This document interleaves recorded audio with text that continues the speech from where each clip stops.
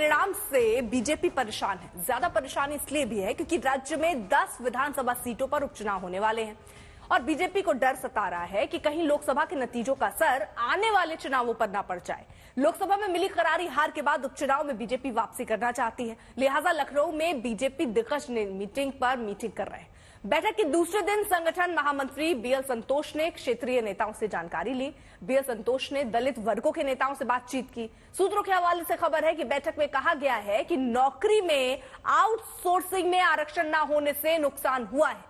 दलित OBC में आरक्षण को लेकर भ्रम फैलाया गया। लोकसभा चुनाव में दलित वोट बीजेपी को ट्रांसफर नहीं हुआ। संविधान और आरक्षण को लेकर भ्रम फैलाया गया है। आपको बता दें कि इस बैठक में राष्ट्रीय संगठन महामंत्री के साथ उत्तर प्रदेश दलित समाज के मंत्री, प्रदेश पदाधिकारी और एससी मोर्चा के सदस्य बैठक में शामिल हुए और यह तय किया गया कि दलितों के बीच जाकर फिर से उन्हें बीजेपी की ओर मोड़ना है। साथ ही कांग्रेस ने जो दुष्प्रचार फैलाया था कि आरक्षण और संविधान को लेकर किसको खत्म कर देंगे, उसे भी दूर करना है।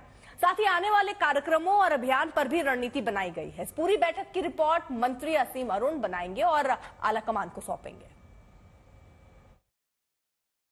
कारण है समीक्षा भी की गई है। जो समीक्षा, हम तो हर बूथ की समीक्षा कर रहे हैं, एक एक वोट की समीक्षा कर रहे हैं, पर आज ये समीक्षा नहीं, ज़्यादा ये बात थी कि किस तरीके से आने वाले समय में हम लोग को जो जनता ने वोट दिया है, जनता ने अपना आदेश दिया है कि आप बेहतरी के लिए काम करिए, जनता की जो अपेक्षाएं हैं उसको हम लोग को पूरा करना है और सामाजिक न्याय का एक ऐसा मॉडल प्रस्तुत करना है जिसमें अनुसूचित जाति, जनजाति, पिछड़ा वर्ग, आर्थिक रूप से पिछड़ा वर्ग, महिलाएं, ट्रांसजेंडर, सबको उनका अधिकार मिले, ऐसे सामाजिक न्याय के मॉडल पे काम करना है।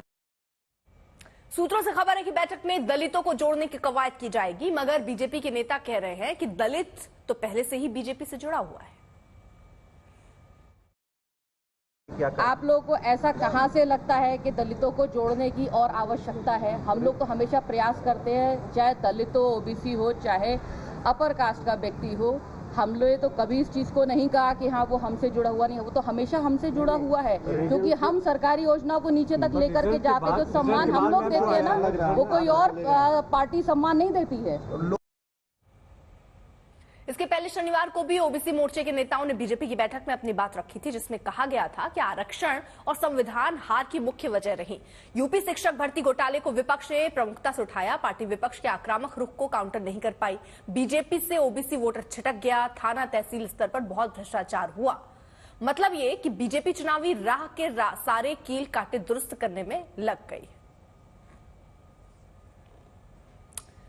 अब देखिए, सिर्फ बीजेपी ही नहीं, समाजवादी पार्टी भी लोकसभा के अपने शानदार प्रदर्शन को विधानसभा उपचुनाव में दोहराना चाहती है। लिहाजा अखिलेश ने भी एसपी की बैठक में पदाधिकारियों और अफसरों को जीत का मंत्र दिया।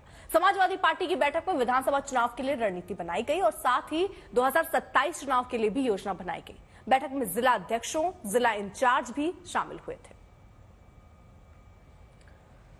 बढ़ रहे आगे, हाथरस भगदड़ मामले में न्यायिक आयोग की टीम जांच में जुटी और इसी कड़ी में आयोग के अध्यक्ष हाथरस पहुंचे। उन्होंने स्थानीय लोगों से पूछताछ की, साथ ही अधिकारियों से भी इस मामले में पूछताछ की।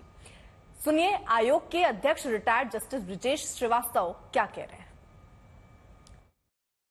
डिटेल हम सब बता भी चुके हैं आप लोगों को। शॉर्टली हमने कई लोगों से पूछताछ भी की है। We have noted down certain details. हम बहुत जल्दी नोटिस जारी करने जा रहे हैं, पब्लिक नोटिस, जिसमें हम लोगों को बुलाएंगे और हम बहुत जल्दी आएंगे भी यहाँ पे।